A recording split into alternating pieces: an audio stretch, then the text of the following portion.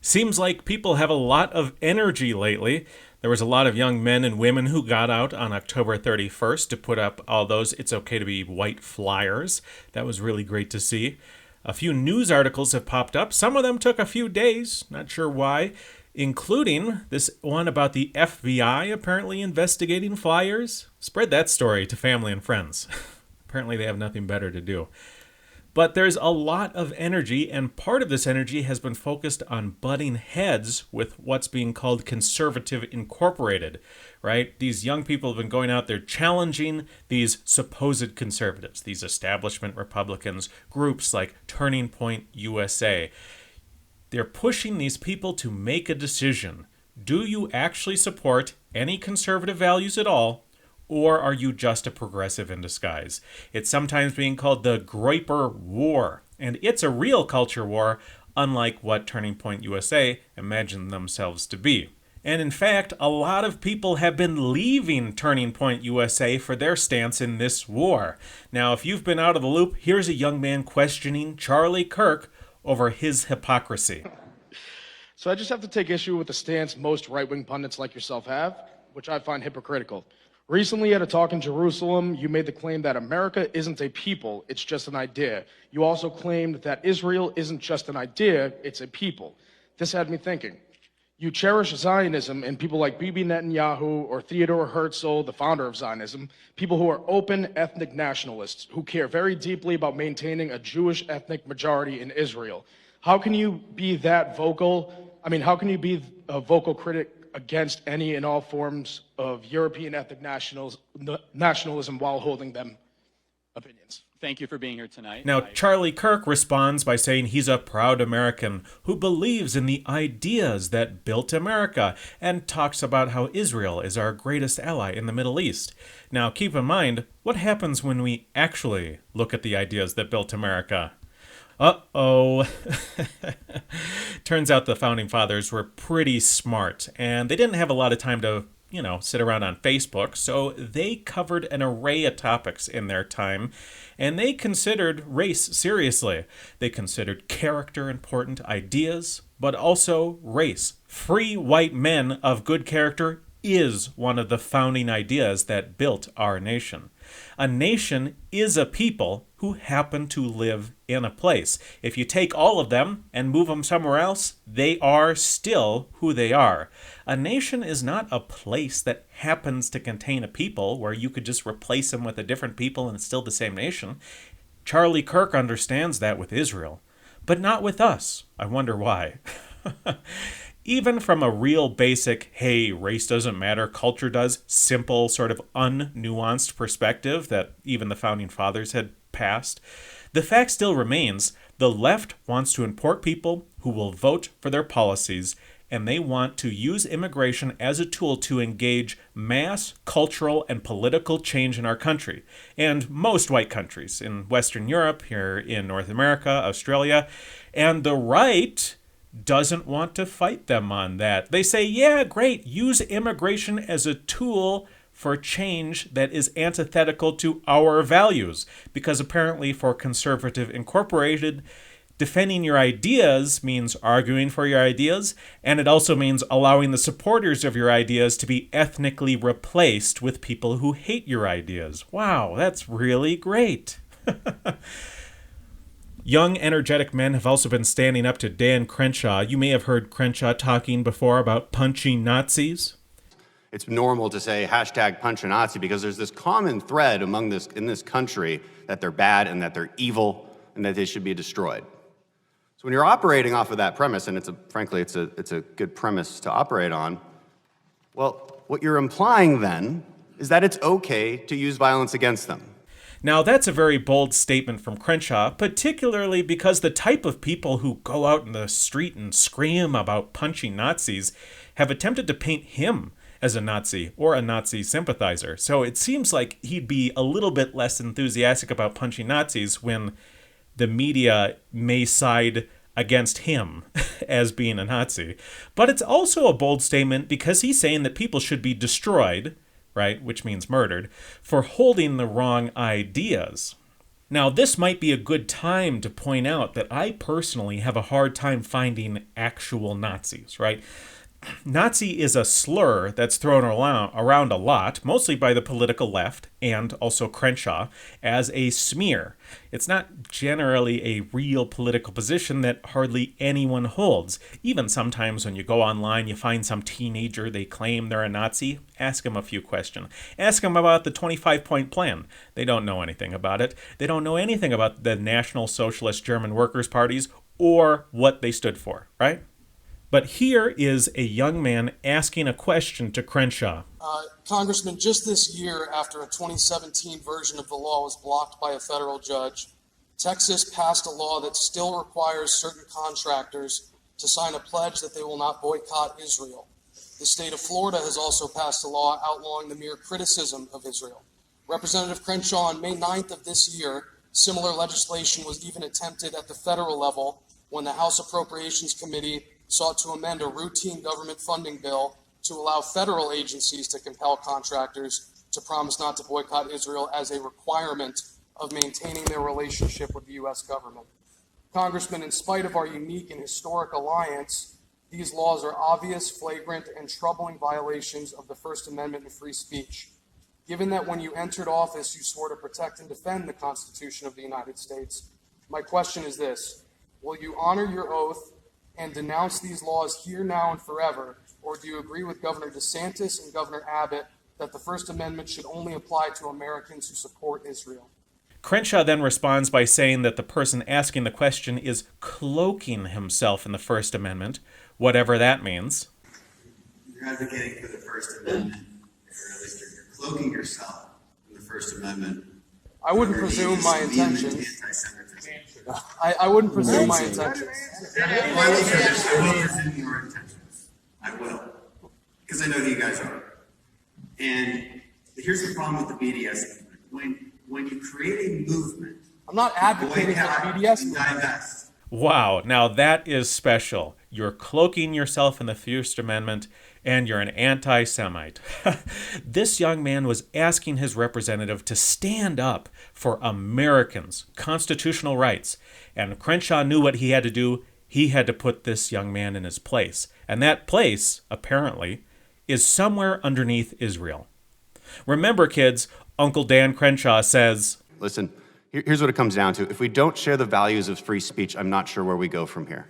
So these young men really are desperate. They're reaching out. They're asking questions. They're asking, do any of you so-called conservatives stand for any principles at all?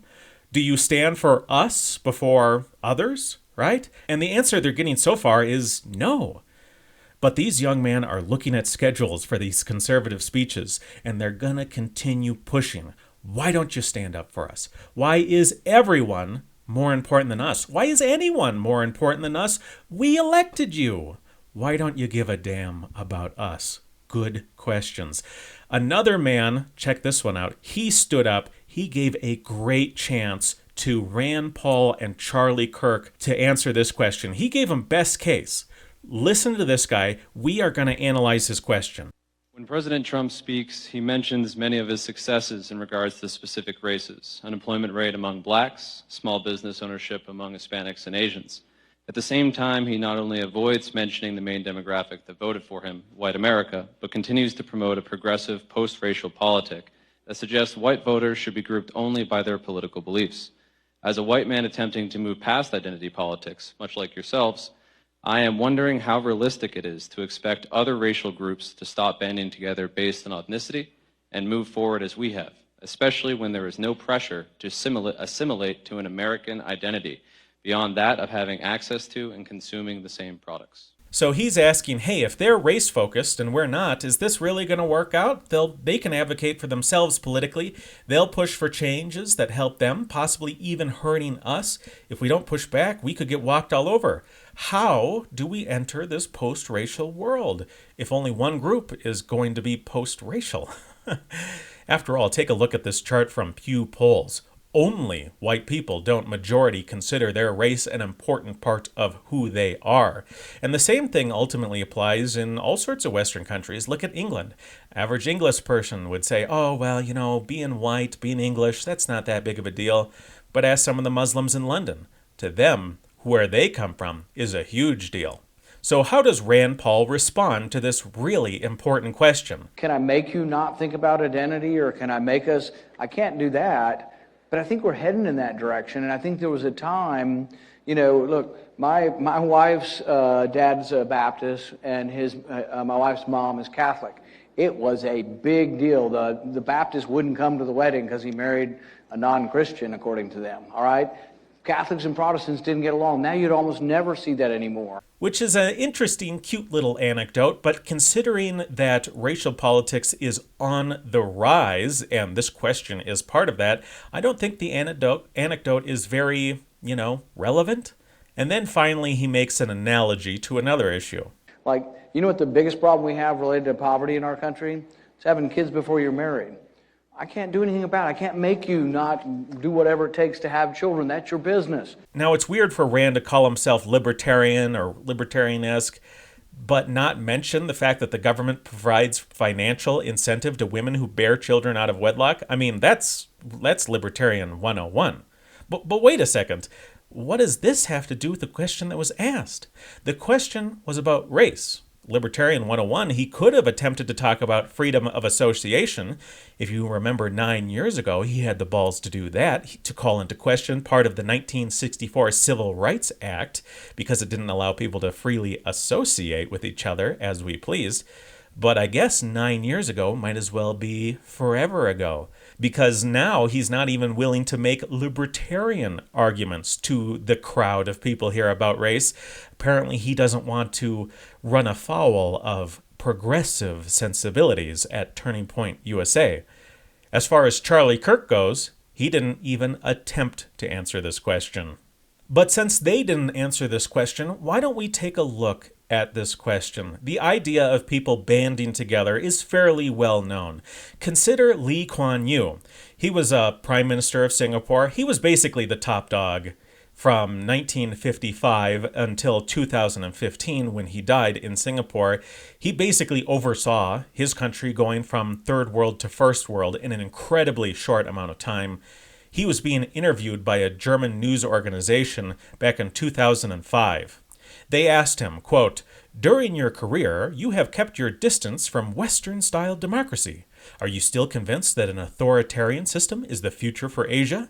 Mr. Lee responded, he said, "Why should I be against democracy? The British came here, never gave me democracy, except when they were about to leave. But I cannot run my system based on their rules. I have to amend it to fit my people's position. In multiracial societies, you don't vote in accordance with your economic interests and social interests. You vote in accordance with your race and religion. Supposing I'd run their system here, Malays would vote for Muslims, Indians would vote for Indians, Chinese would vote for Chinese.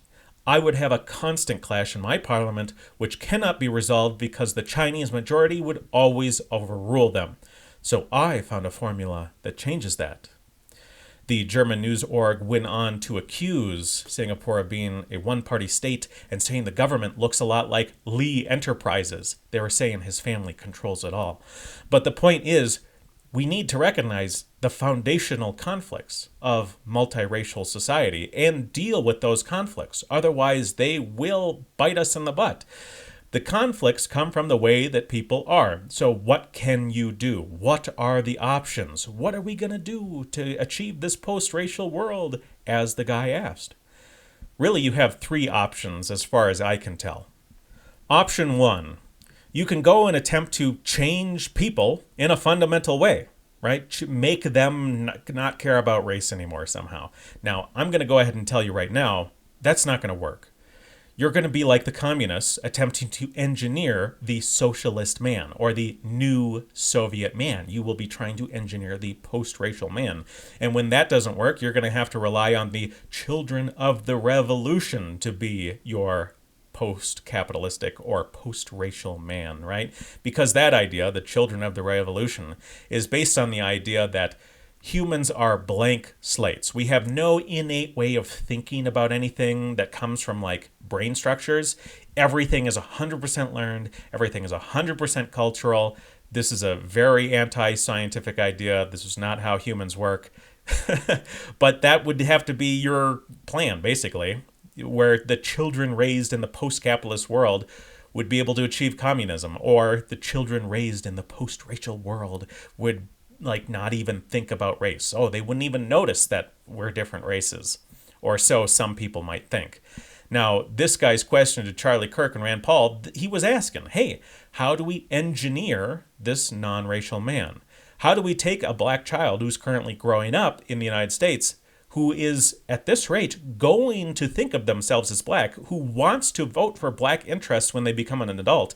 How do we turn this person into a generic American who doesn't consider their race and will vote for American interests? So that's your first option. Your second option, if you're like me, is to advocate for separation, right? It's really not that complicated. If we live separate, then black people will work on and decide what sort of curriculum that black students should receive, and white people will do the same for white children. No one will be able to say that, oh, there is entrenched white supremacy being enforced on their kids or any such nonsense, because we will all be making those decisions for our own people. Or your third option, you could try and be like Lee Kuan Yew. You could attempt to create a system of government where the innate nature of our racial conflict simply doesn't have an effect on the political process, right? Keep in mind, Lee's system avoids racial conflict as much as possible in the government. Racial conflict still exists in Singapore, right? Racial conflict between neighbors is still prevalent. About 1/3 of Chinese people in Singapore in polling say they wouldn't want their children to play with an Indian child, right? About 1/5 of Indians said they wouldn't want a Malay to eat in their house. You're not welcome for dinner because of who you are. Race still matters. It's just that Lee did whatever he could to try and make it less of a political problem, right? So those are your three options. In summary, option 1, fantasy. Option 2, reality.